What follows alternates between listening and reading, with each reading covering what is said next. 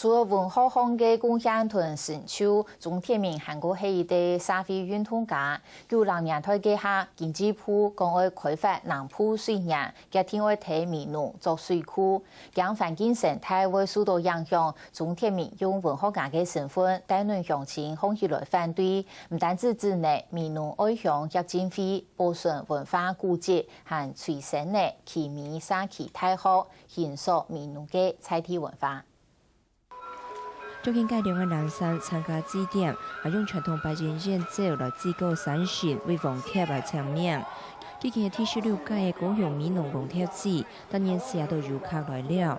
不过发通的发起，是系引致米农废墟库运动。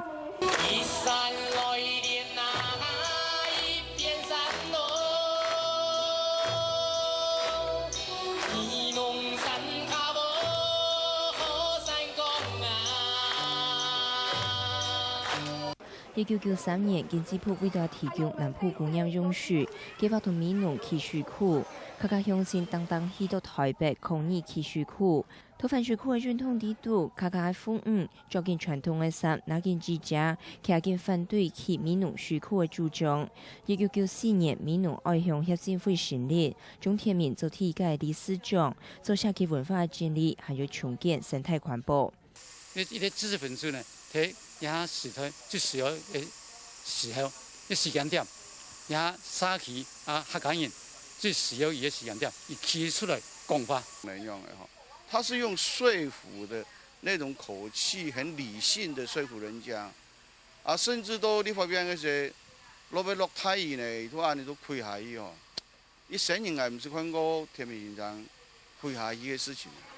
这个实在是让我热泪纵横啊！因为也心中有更深刻的爱。他睇下看起来，钟天明系用当文化的态度做理性诉求，希望相关单位是停止起水库的计划。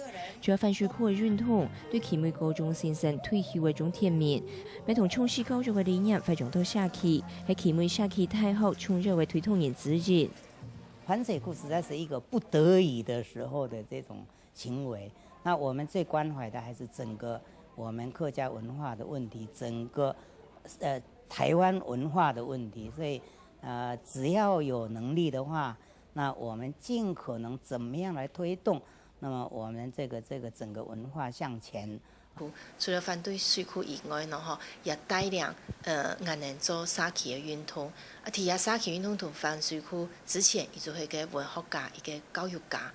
從早期就不但也寫那個寫作這邊文作品這邊呢，感受到那個伊對一個鄉土嘅一個那個尊崇對客家文化嘅一種關心跟堅持。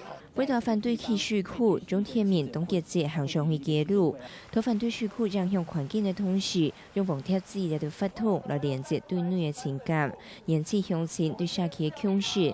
愛鄉愛土充教育，雖然個幾件故事呢，不過鐘天明留落個嘅典範，在本台自家當反映。